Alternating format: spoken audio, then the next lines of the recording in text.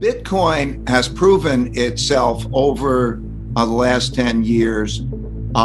It hasn't been hacked. It's by and large, therefore, worked on an operational basis.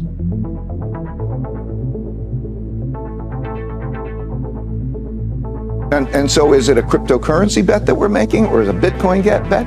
It's very much speculative people thinking, can I sell it at a higher price? And so it's a bubble. Let me jump in, Ray, because that comment you made about Bitcoin, I mean, so it's a two-part question. Is that in a bubble? Maybe three-part question. Is it dangerous? And what do you think the likelihood of the government outlawing it is? And is that even feasible? Bitcoin has proven itself over the last 10 years. It hasn't been hacked. It's by and large, therefore, worked on an operational basis. It has built a significant following. It is an alternative, in a sense, storehold of wealth. It's like a digital cash. And those are the pluses. Bubbles are financial assets that have imputed value. It's an asset that doesn't have intrinsic value. It has imputed value. It's whatever we think it is. And if you look at some of the bubbles in the past, a great book is Extraordinary Popular Delusions and the Madness of the Crowds by McKay, 1845 or something. But he talks about the South Sea bubble, and he talks about the Mississippi bubble and so on. It is when people love it. It's the dot-com bubble and so on. There are two things that are required for a currency. The first is that you can make transactions in it. It's a medium of exchange. And the second thing is that it's a storehold of wealth. Those should be the two purposes of a currency. Bitcoin today, you really can't make much transactions in it. I got Bitcoin, I want to go through the experience of spending it. It's not easy. You can't spend it very easily. And in terms of a storehold of wealth, it's not an effective storehold of wealth because it has a volatility to it, unlike gold, let's say, in which reflects the value of money. Right. It's more stable than the value of money. Bitcoin is a highly speculative market. We have these criteria for determining what a bubble is. In other words, we take these criteria. I won't get into them because it'll probably take too long, but these criteria, and we just define a bubble based on those criteria. Bitcoin is a bubble, okay? Bitcoin is a bubble. It's a shame. It could be a currency. It could work, I mean, conceptually. But the amount of speculation that's going on and the lack of transaction, the idea that it'll be private in terms of transaction. In terms of the government allowing it to be a private currency. Right. In other words, people won't know what you're doing and will it be a private currency is really questionable in terms of if you look at what's being gone on in terms of governments to examine it and so on and so forth. And then when you take Bitcoin, there are other cryptocurrencies. So Bitcoin might lose competition to another cryptocurrency. And so is it a cryptocurrency bet that we're making, or is it a Bitcoin bet? It's very much speculative people thinking, can I sell it at a higher price? And so it's a bubble.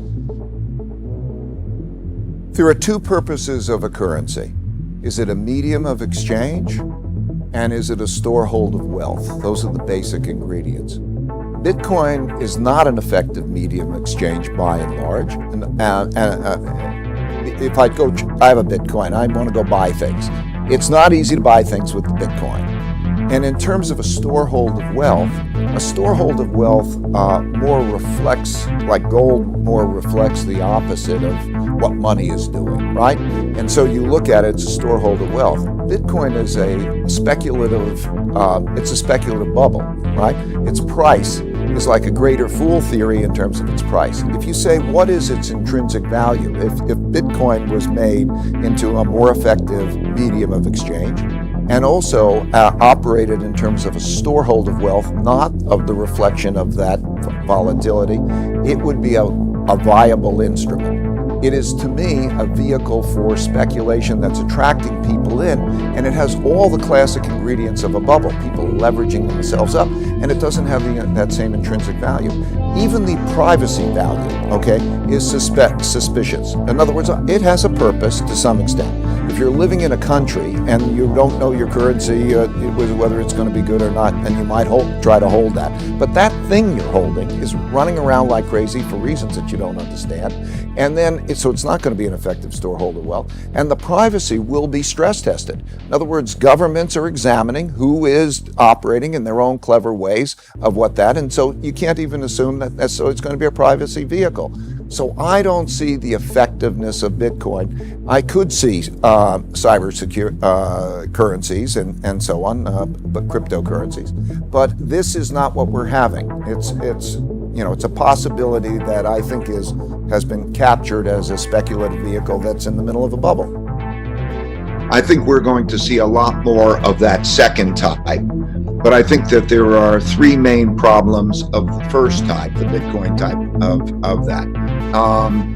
Theoretically, it's good, but the three basic things are a currency has to be an effective medium of exchange, storehold of wealth, and the governments want to control it. So I today can't take my Bitcoin yet and go buy things easily with it. And as a storehold of wealth, it's so volatile that its volatility based on speculation is so much greater that it's not an effective storehold of wealth. And which is also one of the reasons it's a problem to be a transaction vehicle, because if a vendor says I'm going to get paid in Bitcoin and they don't know what that means in terms of their other liabilities, that's a problem.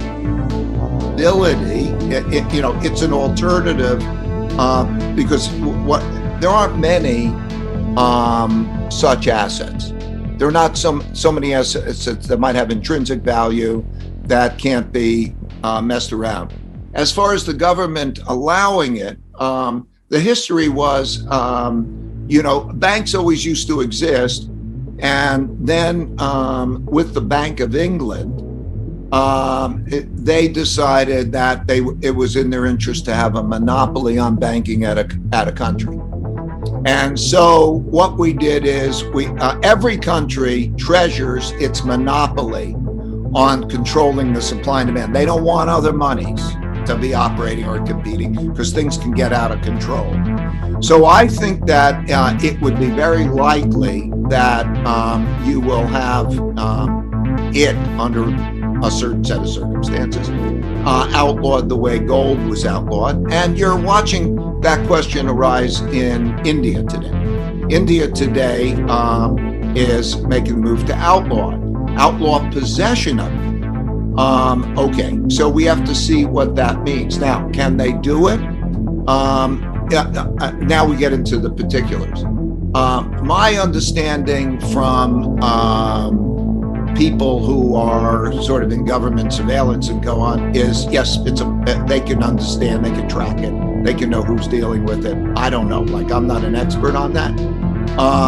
But there's a whole way. Is it private wallets? Is it not private wallets? How do you do this, and the other thing? I would suspect it would be very hard to hold up against that kind of action. So that's what it looks like. The only purpose of an investment is so you can sell it to buy something you want. And so when you look at what is the length of time it's going to take me to get my money back, Bitcoin has proven itself over the last 10 years. It proved it hasn't been hacked. It's by and large, therefore, worked on an operational basis. It has built a significant following. It is an alternative, in a sense, storehold of wealth. It's like a digital cash. And those are the pluses.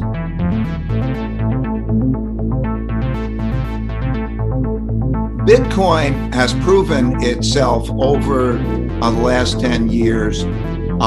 It proved it hasn't been hacked. It's by and large, therefore, worked on an operational basis. The first is that you can make transactions in it. It's a medium of exchange. And the second thing is that it's a storehold of wealth. Those should be the two purposes of a currency. Bitcoin is a highly speculative market. We have these criteria for determining what a bubble is. Bitcoin is not an effective medium of exchange by and large. And then, so it's not going to be an effective storehold of wealth.